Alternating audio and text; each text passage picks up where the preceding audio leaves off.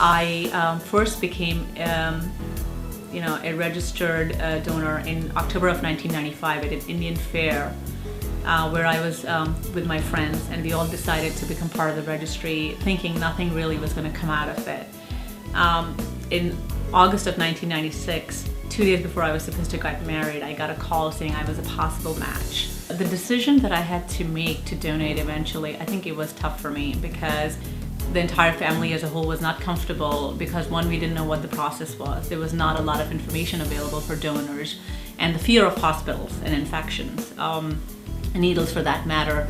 And being that I was childbearing age, I think that played a big decision because a lot of grown-ups in our family, my in-laws and my parents, were very concerned what the effects or side effects could be. Around that time, there was not a lot of information for donors versus recipients. So my husband and I explored, and it took us about a month to really narrow the process down. I did speak to my cousin who was a doctor, who really basically put it in one line for me. He said, if you can save somebody's life, why won't you do it?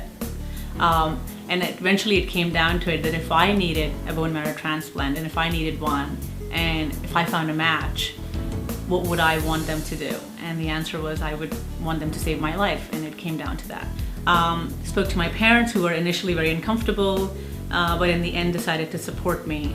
So with the support of my husband, I would say, who was my biggest supporter, and my parents and my friends, I decided to go forward with exploring the possibility of being the best possible match there was.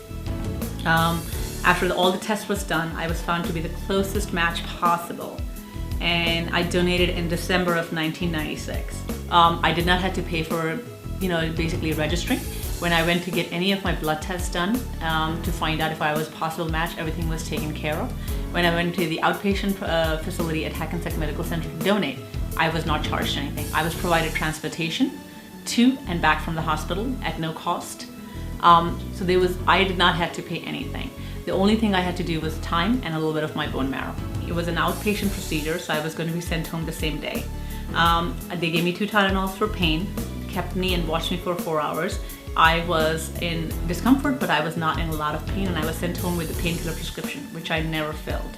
What I found out later, that I had donated to a 4-year-old Arab boy living in Israel at that point. I did receive a letter of thanks from the family, and they kept in contact for the next 2 to 3 years with me. When I found out who the patient was, that he was a 4-year-old child, I think it definitely surprised me, because I wouldn't, first of all, consider such a young child having the need of a bone marrow transplant. And now that I have kids of my own, I can certainly at that point look back in time and say, if my child was sick and I found a match, I would be ecstatically happy. I have to be very honest, I actually sometimes dream about it, that if I was to get a call now, I wouldn't have any hesitation.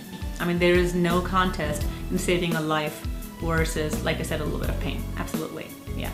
I think we as a society are takers, and I find very few givers, and if I can just kind of give back a little bit and make the society a better place, I think human beings, we are all better for it. I think being part of the efforts done by SAMAR, it has afforded me the opportunity to bring a smile back to life.